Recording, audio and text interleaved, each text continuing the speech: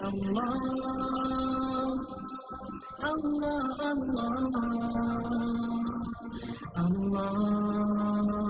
اللہ اللہ۔ یہ اسلامی سال کے لحاظ سے رجب المرجب کا مہینہ چل رہا ہے اور آج اس کی 16 تاریخ ہے، رجب کی 16۔ تو اسی مہینے کی 22 تاریخ کو، 22 رجب المرجب کو مشہور صحابی رسول اور خال المسلمین کاتب الوحی سیدنا حضرت امیر معاویہ رضی اللہ تعالی عنہ کا یوم وفات ہے، یوم وصال ہے۔ تو اس حوالے سے انشاءاللہ آج ان کی سیرت اور ان کے فضائل اور اسلام کے لیے ان کی خدمات اور قربانیاں اور بعض لوگوں کی طرف سے جو ان پہ بے جا اعتراضات شبہات کیے جاتے ہیں، انشاءاللہ اس کے متعلق ہم تفصیل سے بات عرض کریں گے۔ اللہ تبارک و تعالیٰ کی اپنی حکمت ہے، اللہ تبارک و تعالیٰ نے بعض اوقات ایسے واقعات رونما فرمائے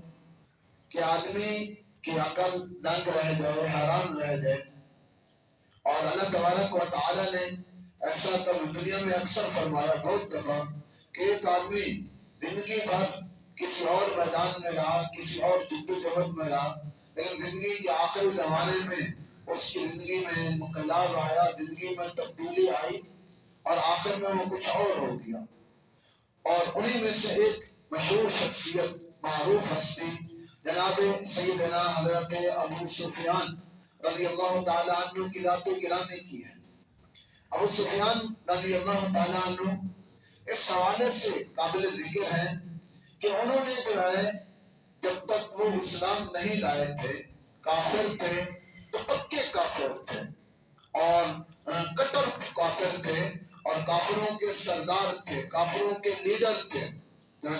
غزوہ بدر میں جب ابو جہل اور عتبہ شیبہ مارے گئے تو پہلے بھی ابو سفیان قیادت کر رہے تھے، سردار تھے، لیکن ان کے بعد تو پھر یہی ساری قوم کے سردار مانے گئے۔ اور اس کے بعد پھر آگے مسلمانوں کے خلاف جتنے جنگیں ہوئی، جتنے منصوبے ہوئے اور جو سارے پلانے ہوئی، ان کی قیادت جناب ابو سفیان کر رہے تھے۔ اور اللہ کہہ سکتے ہیں کہ انہوں نے کوئی موقع جانے نہیں دیا، کوئی موقع چھوڑا نہیں جس میں انہوں نے اسلام کی مخالفت نہ کی ہو۔ اب عرض کیا کہ ڈٹ کے مخالفت کی، لیکن اللہ تبارک و تعالیٰ کی اپنی حکمت اور اللہ کے فیصلے عجیب ہوتے ہیں۔ لیکن دو مثالیں میں آپ کو دیتا ہوں، ایک جناب ابو طالب کی، ایک جناب ابو سفیان کی۔ ان دونوں کا معاملہ بالکل ایک دوسرے کے برعکس ہے۔ ابو طالب کا معاملہ یہ ہے کہ وہ حضور کے چچا ہیں، حضور سے ان کو انتہائی شدید درجے کی محبت ہے، آپ کے والد کی جگہ ہیں، آپ کے پالنے والے ہیں، آپ کا دفاع کرنے والے ہیں اور آپ کا ساتھ دینے والے ہیں، تعاون کرنے والے ہیں، ہر قسم کے ساتھ وہ آپ کے ساتھ پیش تھے۔ لیکن اس کے باوجود وہ مسلمان نہیں ہوئے، اسلام نہیں لائے، آخری حالت تک اسی کفر پہ رہے۔ اور اس کے برعکس جناب ابو سفیان کا معاملہ ہم دیکھتے ہیں، وہ کافر تھے اور اسلام کے مخالف، حضور کے مخالف، صحابہ کو تکلیفیں پہنچانے میں آگے، مسلمانوں کے ساتھ جنگوں کرنے میں پیش۔ لیکن اللہ تبارک و تعالیٰ نے ان کی کایا پلٹی، ان کی اللہ تبارک و تعالیٰ نے مقدر میں ہدایت لکھی، تو آخری زندگی میں وہ اسلام لے آئے۔ چنانچہ فتح مکہ کے موقع پہ جناب ابو سفیان رضی اللہ تعالیٰ عنہ اسلام لے آئے۔ اچھا عجیب بات یہ ہے کہ میں آپ کو بتاؤں کہ ابو سفیان نام کے دو بزرگ گزرے ہیں، دو ہستیاں گزری ہیں، دو نام گزر رہے ہیں۔ ایک ہے ابو سفیان بن حارث بن عبد المطلب، یہ حضور کے چچا ہیں، حضور کے والد کے بھائی ہیں، ابو سفیان بن حارث بن عبد المطلب۔ اور دوسرے ہی ابو سفیان جو حضرت امیر معاویہ کے والد ہیں، ابو سفیان جو مشہور ہیں، یہ دونوں ہی اسلام کے کٹر مخالف تھے اور دونوں اسلام کی مخالفت میں پیش اور آگے تھے۔ اور پھر بعد میں دونوں مسلمان ہو گئے اور پھر اسلام کے جانثار سپاہی، دونوں اسلام کے جو ہے نڈر اور جانثار سپاہی بنے۔ چنانچہ ابو سفیان رضی اللہ تعالیٰ عنہ جب فتح مکہ پہ موقع پہ اسلام لے آئے تو اس سے تھوڑے ہی وقفے کے بعد، کچھ ہی دنوں کے بعد اسلام کی مشہور جنگ ہوئی، غزوہ حنین اسے ہم کہتے ہیں۔ تو اس میں جناب ابو سفیان رضی اللہ تعالیٰ عنہ مسلمانوں کی طرف سے لڑ رہے تھے۔ میرا اصل موضوع تو چونکہ جناب ابو سفیان نہیں، حضرت امیر معاویہ رضی اللہ تعالیٰ عنہ کی ذات گرامی ہے، لیکن چونکہ ابو سفیان رضی اللہ تعالیٰ عنہ کے بارے میں بھی بہت سے لوگوں میں ایک خلجان پایا جاتا ہے، بعض لوگ ان کو اس طرح پیش کرتے ہیں کہ اب بھی ان کا امیج صحیح پیش نہیں کرتے، تو اس لیے میں ان کی وضاحت کرنا چاہتا ہوں۔ پہلی غزوہ ہوا، پہلی جنگ ہوئی حنین کی جنگ، اس میں جناب ابو سفیان مسلمانوں کی طرف سے لڑ رہے تھے، اور پہلی جنگ میں ایک تیر آیا اور ان کی آنکھ کے اندر لگا، اور آنکھ جو ہے بالکل باہر آ گئی، آنکھ کا ڈھیلا باہر آ گیا۔ جناب ابو سفیان وہ آنکھ کا ڈھیلا لے کر کے جناب نبی کریم صلی اللہ علیہ وسلم کی خدمت میں عرس میں حاضر ہوئے، اور آ کے عرض کرنے کو رسول، یہ میری آنکھ ہے جو اللہ کے راستے میں ضائع ہو گئی ہے۔ تو حضور نے فرمایا ابو سفیان سے، اگر آپ چاہیں تو میں اللہ سے دعا کروں، اللہ آپ کی آنکھ کو ٹھیک کر دے، آپ کی روشنی لوٹے اور صحیح دیکھنے لگ جائے، اور اگر آپ چاہیں تو صبر کریں، میں انشاءاللہ وعدہ کرتا ہوں اللہ آپ کو اس کے بدلے جنت عطا فرمائے۔ تو جناب ابو سفیان نے فرمایا میری آنکھ کی خیر ہے، اگر اس آنکھ کے بدلے مجھے جنت مل جائے تو یہ سستا سودا ہے، میں صبر کرتا ہوں، اللہ مجھے جنت دے۔ یعنی پہلی ہی جنگ میں اپنی آنکھ کی قربانی پیش کی۔ اس کے کچھ ہی دنوں کے بعد آگے ایک اہم اسلام کے اندر جنگ ہوئی، جنگ یرموک۔ اس میں بھی جناب ابو سفیان جو ہے وہ مجاہد اور سپاہی بلکہ جرنیل کی حیثیت سے شریک تھے، اور اللہ کی کرنی ان کی دوسری آنکھ بھی اس جنگ یرموک میں ختم ہو گئی، اور دونوں آنکھوں سے آخر زندگی میں وہ معروم ہو گیا۔ اللہ کے راستے میں اپنے دونوں آنکھیں تھیں، یعنی اگر انہوں نے اسلام کی مخالفت خوب کی تو خدمت بھی خوب کی، اور اپنی آنکھیں جیسی عظیم ترین نعمت جس کے بغیر زندگی کا کوئی مزہ ہی نہیں ہے اسلام کے لیے پیش کیا۔ تو میں یہ عرض کر رہا تھا کہ انہی کے بیٹے، انہی کے فرزند، ان کے دو بیٹے زیادہ مشہور ہوئے اور جن نے اسلام میں خدمات سر انجام دی۔ ان کے بڑے بیٹے ہیں جناب یزید بن ابی سفیان رضی اللہ تعالیٰ عنہ۔ وہ یزید نہیں ہے جو ہمارے مشہور ہے، یہ ان کا چچا ہے، امیر معاویہ کا بڑا بھائی ہے یزید بن ابی سفیان، اور دوسرے ہیں سیدنا حضرت معاویہ۔ تو یزید کے بھی بہت سے کارنامے ہیں، میں چونکہ وقت نہیں ہے میں صرف جناب حضرت معاویہ رضی اللہ تعالیٰ عنہ کی سیرت کے متعلق کچھ عرض کرنا چاہوں گا۔ حضرت امیر معاویہ رضی اللہ تعالیٰ عنہ کو بھی یہ اعزاز حاصل ہے کہ یہ اپنے والد سے بھی پہلے مسلمان ہوئے۔ ان کے والد جناب ابو سفیان تو 8 ہجری میں فتح مکہ کے موقع پر اسلام لائے، لیکن جناب حضرت امیر معاویہ خود فرماتے ہیں کہ میں اپنے والد سے 1 سال پہلے اسلام لا چکا تھا، لیکن چونکہ ابھی وہ لڑکے تھے نوجوان سے 16-17 سال کے، اور باپ جو کہ کافروں کا سردار اور پورے یعنی کافروں کی قیادت اور لیڈری ان کے پاس تھی، اور گھر کا ماحول اس طرح کا تھا، اور حضور بھی ساتھ نہیں تھے، آپ تو مدینہ میں تھے، اس لیے فرماتے ہیں کہ میں نے اپنے اسلام کا اظہار نہیں کیا۔ جب اگلا سال پورا گزر گیا اور مکہ فتح ہوا تب جا کر کے میں نے اپنے اسلام کا اظہار فرمایا۔ تو حضرت امیر معاویہ رضی اللہ تعالیٰ عنہ کو ایک خصوصی جو شرف حاصل ہے وہ یہ کہ وہ پڑھنا لکھنا جانتے تھے، کاتب تھے، اور یہ آپ کہیں گے کون سی بڑی بات ہے، اس دور میں اس پس منظر میں اگر آپ اس کو دیکھیں بہت بڑی بات ہے۔ چنانچہ ابھی میں مطالعہ کر رہا تھا اس کے لیے تو میں نے پڑھا، لکھا مورخین نے کہ پورے مکہ میں اس وقت صرف 17 بندے تھے، 17 بندے تھے جو پڑھنا لکھنا جانتے تھے پورے مکہ میں، کیونکہ عام طور پہ وہاں کے لوگ امی تھے، ان پڑھ تھے، ناخواندہ تھے۔ تو ان 17 لوگوں میں ایک نامی گرامی جناب سیدنا حضرت معاویہ رضی اللہ تعالیٰ عنہ کا بھی تھا۔ جب اسلام لائے تو اللہ کے نبی صلی اللہ علیہ وسلم نے ان پہ اعتماد فرمایا، اور اس درجے ان پہ اعتماد فرمایا کہ وہی لکھنے پہ، قرآن کی کتابت پہ اللہ کے نبی نے ان کو مقرر فرمایا، چنانچہ ان کا لقب کاتب وحی ہے۔ بلکہ علامہ ابن حزم رحمۃ اللہ علیہ نے یہاں تک لکھا ہے کہ حضور صلی اللہ علیہ وسلم کے ویسے کاتب بہت سارے تھے، لیکن سب سے زیادہ جن کو یہ شرف حاصل ہوا کہ انہوں نے کتابت کی وہ حضرت زید بن ثابت مشہور صحابی ہیں رضی اللہ تعالیٰ عنہ، اور ان کے بعد دوسرے نمبر پہ حضرت معاویہ رضی اللہ تعالیٰ عنہ کو یہ شرف حاصل ہے، یہ اعزاز حاصل ہے کہ وہ رسول اللہ کے سامنے اللہ کے اتارے ہوئے کلام کی کتابت کرتے اور رسول اللہ کی وحی لکھا کرتے تھے، اور بہت سے ایسے خطوط جو اپنے بڑے بادشاہوں کو لکھے ان کی کتابت بھی سیدنا حضرت امیر معاویہ رضی اللہ تعالیٰ عنہ نے فرمائی۔ میں یہ عرض کرنا تھا کہ جوانی سے ہی، لڑکپن سے ہی ان پہ قیادت کے، سیادت کے اور لیڈری کے آثار نمایاں تھے۔ ایک موقع پہ جناب نبی کریم صلی اللہ علیہ وسلم کو کوئی اہم معاملہ پیش تھا، کسی بارے میں رائے لینی تھی، مشورہ لینا تھا، تو آپ کے چونکہ وزیر تھے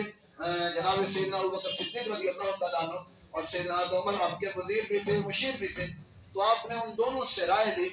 لیکن اس معاملے میں ان کی جو تھی انہوں نے کوئی ایسی رائے نہیں دی جس پہ حضور مطمئن ہو جاتے یا کوئی فیصلہ فرما لیتے. تو حالانکہ یہ شیخین کریمین ان کا مقام و مرتبہ جو ہے ہر ایک کے سامنے ہے، اس کے باوجود بھی حضور نے فرمایا ادعوا لمعاویہ کہ تم حضرات نے رائے دے دی، معاویہ کو بلاؤ، میں ان سے رائے لیتا ہوں، شاید ان کی کوئی رائے مجھے پسند آ جائے اور ان کی رائے پہ عمل کر. تو اندازہ کر لیں حضور بڑے بڑے صحابہ کے ساتھ ابو بکر عمر کے ساتھ ساتھ حضرت معاویہ سے بھی رائے لینے کا اور ان کی رائے پوچھنے کا آپ صلی اللہ علیہ وسلم جو ہے اہتمام فرماتے ہیں. اس سے معلوم ہوتا ہے کہ حضور کے نزدیک ان کے مقام و مرتبہ کیا تھا. ایک دن امیر معاویہ رضی اللہ تعالیٰ عنہ آپ صلی اللہ علیہ وسلم کو وضو کروا رہے تھے، وضو کا پانی جو ہے وہ آپ صلی اللہ علیہ وسلم کے لیے پیش کیا اور وضو فرما رہے تھے. تو آپ صلی اللہ علیہ وسلم نے ان کو دعا دی اور اللہ تبارک و تعالیٰ سے آپ نے دعا کی اللہم علمہ الکتاب، اے اللہ ان کو، حضرت معاویہ کا فرمایا ان کو کتاب کا یعنی قرآن مجید کا علم عطا فرما، اور وعلمہ الحساب اور ان کو حساب کا علم عطا فرما، وقہ عذاب اور ان کو جہنم کی آگ سے محفوظ فرما. تو اللہ کے پیغمبر کی دعا یقیناً اللہ نے قبول فرمائی اور اللہ کی جیسے دونوں پہلی دونوں دعائیں ثابت ہو گئی، اللہ نے ان کو کتاب کا علم بھی عطا فرمایا اور حساب کا بھی علم عطا فرمایا. تو تیسری دعا بھی انشاءاللہ ثابت ہی ہوگی، اللہ ان کو جیسے اللہ نے وعدہ فرمایا خود صحابہ کرام سے. تو بہرحال اللہ کے نبی صلی اللہ علیہ وسلم نے ان کو یہ اور آپ نے ایک اور دعا ان کے لیے فرمائی. ایک دن آپ صلی اللہ علیہ وسلم کے ساتھ ہی حضرت امیر معاویہ رضی اللہ تعالیٰ عنہ جا رہے تھے اور ایک ہی سواری پہ سوار تھے. آپ صلی اللہ علیہ وسلم آگے تھے، حضرت امیر معاویہ پیچھے تھے. ساتھ جب ایک سواری پہ آدمی بیٹھے تو یوں ٹچ ہو کر کے بیٹھتے ہیں. تو آپ نے حضرت امیر معاویہ سے پوچھا معاویہ تمہارے جسم کا کون سا حصہ مجھ سے ٹچ ہو رہا ہے، مجھے چھو رہا ہے، مجھے مس کر رہا ہے، جسم کا کون سا حصہ؟ تو نے عرض کیا اللہ کے رسول میرا پیٹ. سامنے جب آدمی بیٹھتا ہے اگلے کی کمر کو کھچنے کا پیٹ لگتا ہے، تو کہا میرا پیٹ جو ہے آپ کے جسم مبارک سے ٹچ ہو رہا ہے، چھو رہا ہے. تو آپ نے دعا فرمائی اللہم املہ علما وحلما، اے اللہ ان کے اس بطن کو، ان کے پیٹ کو علم اور حلم سے بھر. علم یعنی علم تو آپ جانتے ہیں، حلم کا معنی بردباری اور جو ہے صبر. اور یہی وجہ ہے کہ صحابہ کرام اس بات کو تسلیم کرتے تھے کہ حضرت امیر معاویہ رضی اللہ تعالیٰ عنہ کا حلم بہت زیادہ تھا، بردباری بہت زیادہ تھی، برداشت بہت زیادہ تھی. اب ان کی برداشت کا اور حلم اور بردباری کا اندازہ لگائیں کہ آپ نے ایک دفعہ مال تقسیم فرمایا اور ایک انصاری کو جو ہے آپ نے 500 درہم عطا کیا. وہ چونکہ بڑے میاں تھے، عمر زیادہ تھی، تو بزرگوں میں بعض اوقات غصہ زیادہ ہو جاتا ہے. جب ان کا بیٹا ان کے پاس وہ 500 درہم لے کر کے گیا تو انہوں نے کہا یہ صرف میرے اس میں 500 درہم آئے ہیں کیا؟ بیٹے کو قسم دے کر کے کہا تجھے قسم ہے تو جا معاویہ کے منہ پہ یہ 500 مار دیا. وہ امیر المومنین ہیں، بادشاہ وقت ہیں، مسلمانوں کے خلیفہ ہیں، 64 لاکھ مربع میل پر ان کی حکومت ہے، صحابی رسول پتہ نہیں یعنی دام اور حضور کے برادر نسبتی بھی ہیں. تو اب وہ صحابی پریشان جو بیٹا ہے، ادھر والد کا حکم ہے، ادھر آگے بھی بہت مشکل مرحلہ ہے. پر وہ درہم لے کر کے جو پیسوں کی تھیلی تھی وہ لے کر کے امیر معاویہ کی خدمت میں پہنچ گئے اور آ کے عرض کیا کہ میرے والد نے یوں کہا کہ جاؤ ان کے منہ پہ مار دیا. اور دیکھیں وہ تھے اصل میں ہمارے حکمران جو ہمارے آئیڈیل تھے. کہا بیٹا چونکہ تمہارے باپ نے قسم اٹھا لی ہے اپنے باپ کی قسم پوری کرو، لہٰذا میرے منہ پہ مارو. لیکن آگے بڑی بات پیاری بات فرمائی، کہا اپنے باپ کی قسم بھی پوری کرو، اپنے چچا اپنے چچا کا بھی ذرا لحاظ رکھنا، زور سے نہیں مارنا، آہستہ مار دو، تمہارے باپ کی قسم بھی پوری ہو جائے اور جو ہے میرا بھی خیال ہو جائے. یعنی کتنی بڑی بات ہے کہ امیر المومنین ہو کر کے ایک عام آدمی نے اگر قسم، حالانکہ اس کی قسم بھی کوئی ظاہری طور پہ وہ نہیں تھی، غصے کے جذبات کے عالم میں انہوں نے اٹھا دی، کوئی ضروری نہیں تھا اس کو پورا کرنا، لیکن بہرحال فرمایا کہ نہیں یہ پورے کرنے میرے منہ پہ تھیلی مار. اور میں یہ عرض کر رہا تھا کہ حضرت امیر معاویہ رضی اللہ تعالیٰ عنہ کا اسلام میں بہت بڑا مقام ہے اور ان کی ایک بڑی خصوصیت اللہ کے نبی صلی اللہ علیہ وسلم حضرت ام حرام یہ آپ کے رشتے میں خالہ لگتی تھی، آپ ان کے ہاں تشریف لے جاتے تھے. تو ایک دن آپ صلی اللہ علیہ وسلم حضرت ام حرام کے ہاں تشریف لے گیا، دوپہر کا وقت تھا تو گرمیوں کا موسم تھا، وہیں آپ کی آنکھ لگی، ان کے گھر میں آپ کو نیند آ گئی. تو آپ آرام فرما ہوئے، تو آپ فوراً بیدار ہوئے. جب آپ بیدار ہوئے تو آپ کے چہرے مبارک پہ، چہرے انور پہ مسکراہٹ تھی اور تبسم فرما رہے تھے، مسکرا رہے تھے. تو حضرت ام حرام نے جو حضور کی رشتہ دار تھی، انہوں نے عرض کیا اللہ کے رسول آپ مسکرا رہے ہیں، تبسم فرما رہے ہیں، خوشی کا اظہار فرما رہے ہیں، کیا وجہ ہے؟ تو آپ صلی اللہ علیہ وسلم نے فرمایا ابھی مجھے دکھایا گیا کہ میری امت کے کچھ لوگ بحری سفر کر رہے ہیں، سمندر اور دریا کا سفر کر رہے ہیں، اور وہ اللہ کے رستے میں لڑنے کے لیے جا رہے ہیں، جہاد کرنے کے لیے جا رہے ہیں. تو میں نے ان کو جب دیکھا تو وہ ایسے اپنے تختوں پر بیٹھے ہوئے جیسے بادشاہ بیٹھا ہوتا ہے، تو میں اس لیے خوش ہو رہا ہوں. تو حضرت ام حرام رضی اللہ تعالیٰ عنہ نے عرض کیا اللہ کے رسول ادعو لی، میرے لیے دعا فرمائیں، اللہ مجھے بھی ان لوگوں میں شامل فرما دے. آپ نے فرمایا انت منہم، تو انہی میں سے ہے. چنانچہ اللہ کے نبی صلی اللہ علیہ وسلم، جو کہ نبی کا خواب یاد رکھیں شرعی دلیل ہوتا ہے، حجت ہوتا ہے، 100% سچا ہوتا ہے. میرا آپ کا خواب اس کی کوئی گارنٹی نہیں، وہ دن کے خیالات بھی ہو سکتے ہیں، وہ شیطانی تصرفات بھی ہو سکتے ہیں، وہ کچھ بھی ہو سکتے ہیں، وہ کوئی دلیل نہیں ہے، کوئی شرعی حجت نہیں ہے. لیکن نبی کا خواب بھی دلیل ہوتا ہے، وہ شرعی حجت ہوتا ہے. چنانچہ آپ صلی اللہ علیہ وسلم کا یہ خواب پورا ہوا اور آپ نے اپنی زندگی میں ایک پیشین گوئی تھی، فرمایا میں اول جیش من امتی یغزون البحر فقد اوجبوا، اور میری امت کے پہلے لوگ، پہلی جماعت، پہلا گروہ جو سمندری سفر کر کے جہاد کے لیے جائے گا، اللہ کے راستے میں لڑنے کے لیے جائے گا، فقد اوجبوا، فرمایا ان کے لیے جنت واجب ہوگی. اللہ کے پیغمبر نے اپنی زندگی میں فرمایا. تو حضرت امیر معاویہ رضی اللہ تعالیٰ عنہ چونکہ جنگجو تھے، قائد تھے، لیڈر تھے، اور حضرت عمر رضی اللہ تعالیٰ عنہ کے دور میں، پھر ان کے بعد حضرت عثمان کے دور میں بہت سارے علاقے آپ نے فتح فرمائے. تو حضرت امیر معاویہ نے حضرت عمر رضی اللہ تعالیٰ عنہ کو، امیر المومنین کو خط لکھا اور عرض کی، درخواست کی، اجازت چاہیے کہ آپ مجھے اجازت دیں، میں جو ہے بحری سفر کر کے جو علاقے سمندر کے پار تھے، قبرص کا علاقہ تھا، وہاں جہاد کے لیے جانا چاہتا ہوں. تو عمر رضی اللہ تعالیٰ عنہ چونکہ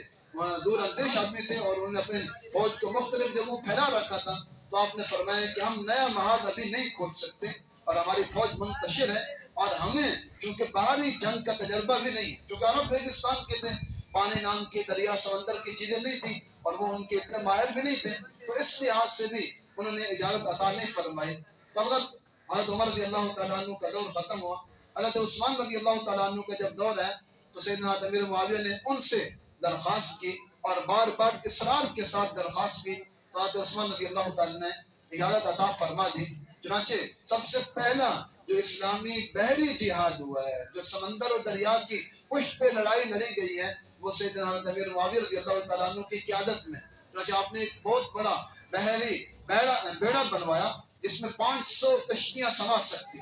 بہت بڑا، اس زمانے کے لحاظ سے بہت بڑی چیز تھی. ایک شپ کہہ لیں آپ، اتنی بڑی تھی، 500 کشتیاں اس میں سما سکتی تھی. اور آپ جا کر کے خود رومیوں سے ان کے علاقے میں جا کے لڑے. حالانکہ یہ میں نے عرض کیا اپنی نوعیت کا پہلا تجربہ تھا، مسلمان عام طور پہ بحری جنگوں سے واقف نہیں تھے، لیکن اللہ تبارک و تعالیٰ نے وہاں کیونکہ ان کی نیت صحیح تھی اور جذبہ جہاد سے سرشار تھے، تو اللہ نے سرخروئی بھی عطا فرمائی. اور یہ قبرص، یہ مالٹا، یہ بہت سارے جزیرے جن کی تفصیل کا موقع نہیں، تو یہ انہوں نے جو ہے وہاں فتح کیے اور اللہ کے نبی کی وہ پیشین گوئی ثابت ہوئی. اور حضرت ام حرام جو خاتون تھی جن نے خواب دیکھا، وہ بھی اس جہاد میں شریک تھی اور وہیں پہ انہی کی وفات ہوئی. گھوڑے پہ سوار ہو رہی تھی، گھوڑے نے آگے چھلانگ لگا دی جس سے وہ گر کر کے وہیں شہید ہوگی. حضرت ام حرام بھی انہی میں تھے، جیسے اللہ کے رسول نے فرمایا تھا انت منہم، کہ تم انہی میں سے، یقیناً وہ انہی میں تھی. تو یہ وہ پیشین گوئی ہے. اگر اور کوئی بھی خوشخبری اور کوئی بھی فضیلت حضرت معاویہ کی نہ ہوتی تو یہ بہت بڑی تھی کہ اللہ کے نبی نے فرمایا فقط اوجبوا، اللہ نے ان کے لیے جنت کو واجب فرما دیا. تو ان کے لیے بہت بڑے مقام ہیں. اور بعض لوگ اس بات کو بھی وہ کرتے ہیں، انسان تھے بہرحال صحابہ کرام بھی، حضرت علی رضی اللہ تعالیٰ عنہ اور حضرت امیر معاویہ رضی اللہ تعالیٰ عنہ کے درمیان بعض معاملات میں اختلاف بھی ہوا اور اختلاف بہت آگے گیا، لیکن ان دونوں کا مدعا ایک تھا، دونوں کا مقصد ایک تھا کہ صحیح معنی میں وہ دین کو نافذ کرنا چاہتے. اس میں رائے کا اختلاف ہو گیا، یہی وجہ ہے کہ چونکہ وہ دونوں مخلص تھے. جب حضرت علی اور امیر معاویہ کا یہ آپس کا اختلاف چل رہا تھا تو روم کے بادشاہ نے دیکھا کہ یہ عظیم موقع ہے کہ مسلمان آپس میں لڑے ہوئے ہیں، میں ان پہ حملہ کروں اور جو ہے اپنی پچھڑے ان کا بدلہ لوں. تو جا کے اس نے امیر معاویہ کو خط لکھا، اندرونی خط لکھا اور کہا کہ تمہارے امیر نے حضرت علی کا کہا تمہاری بے اکرامی کی، تمہیں نکال دیا، فلاں وجہ سے بھڑکانے کے لیے کہتے ہیں. اور کہا کہ اگر تم چاہو تو میں اپنی فوج لے کر کے آتا ہوں اور ہم مل کر کے علی کا کہا ان سے لڑتے ہیں، میں تمہارا ساتھ دینے کے لیے تیار ہوں، ان سے تم لڑو میں تمہیں اپنی فوج دوں گا۔ دنیا میں ایسا ہوتا ہے کہ بھئی جب دو بندے لڑ رہے ہیں تو تیسرا درمیان میں گھستا ہے اور وہ اپنے دشمن کو زیر کرنے کے لیے ہر کچھ کر گزرتا ہے۔ لیکن صحابہ کرام کی اختلاف بھی اللہ کی رضا کے لیے تھا، دین کے لیے تھا۔ تو حضرت امیر معاویہ رضی اللہ تعالیٰ عنہ نے جو اس روم کے بادشاہ کو خط لکھا وہ بہت بڑا قابل ذکر ہے، علماء نے اس کو تاریخ کی کتابوں میں جگہ دی ہے۔ تو وہ لمبا خط تھا جس کی عنوان ہی آپ نے اس طرح دیا، شروعات ہی آپ نے اس طرح فرمائی، اس کو سخت لہجے میں فرمایا، اے رومی کتے، اس طرح آپ نے شروع کیا، کیا تو یہ سمجھتا ہے کہ میں اپنے بھائی کے خلاف تجھ سے مدد مانگوں گا؟ ہمارا آپس کا اختلاف یقیناً ہے، لیکن اس کا یہ مطلب نہیں ہے کہ ہم کافروں کو اپنے خلاف بلائیں۔ کہا کہ اگر تم علی پہ حملہ کرو گے، ان کی فوج پہ تم لشکر کشی کرو گے، میں قسم کھا کے کہتا ہوں سب سے پہلا بندہ جو علی کے لشکر کے دفاع کے لیے اٹھے گا وہ امیر معاویہ۔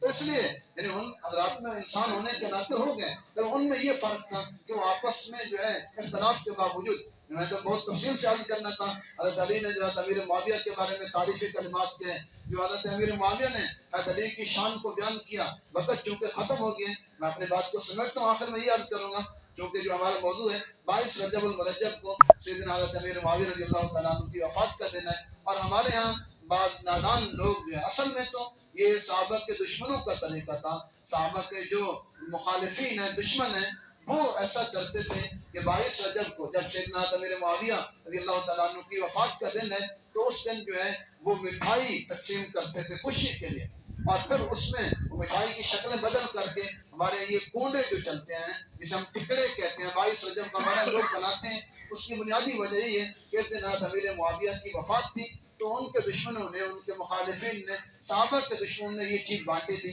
اور پھر اس کو نام کوئی اور دے دیا، کیونکہ وہ اس عنوان سے نہیں کر سکتے تھے، کھلے عام نہیں آ سکتے تھے کہ ہم ان کی وفات کی خوشی میں ایسا کر سکتے ہیں، تو انہوں نے نام یہ دیا کہ اس دن چونکہ حضرت امام جعفر صادق کی تاریخ پیدائش ہے، ان کا یوم ولادت ہے، ہم اس لیے مناتے ہیں۔ یاد رکھیں یہ بات درست نہیں ہے، میں پہلے بھی کئی دفعہ عرض کر چکا ہوں، حضرت امام جعفر صادق رحمۃ اللہ علیہ کا نہ اس دن تاریخ ولادت ہے نہ تاریخ وفات ہے، بلکہ یہ دن تو دور کی بات ہے، اس پورے مہینے میں بھی ان کی نہ ولادت ہے نہ وفات ہے، اور عجیب بات یہ ہے کہ وہ پیدا ہی شوال کے مہینے میں ہوئے اور ان کی وفات بھی شوال کے مہینے میں، یعنی یہ مہینہ بھی نہیں ہے۔ تو بہرحال یہ جو ہے صحابہ کرام کے دشمنوں کا وتیرہ ہے، ہمارے پاس سادہ لوگ مسلمان بھی نا علمی سے اور ان کے دیکھا دیکھی اس دن وہ بھی اس طرح کے ٹکڑے یہ کوڈے بناتے ہیں، بعض اوقات کھاتے ہیں، یاد رکھیں یہ جو ہے درست نہیں ہے، یہ ناجائز ہے، یہ صحابہ کے دشمنوں کا وتیرہ ہے، وہ اس کی خوشی کا اظہار کرتے ہیں، ہمارے مسلمان بھی بیچارے لا علمی کی وجہ سے ایسا کرتے ہیں، تو آپ اللہ سے گزارش ہے آپ خود بھی اس سے بچیں اور اس پیغام کو اپنے بھائیوں دوستوں سب تک بھی پہنچائیں۔ اللہ تبارک و تعالیٰ سے دعا ہے کہ اللہ تعالیٰ ہمیں ان حضرات کے نقش قدم پہ چلنے کی توفیق عطا فرمائے۔ وآخر دعوانا ان الحمد للہ رب العالمین۔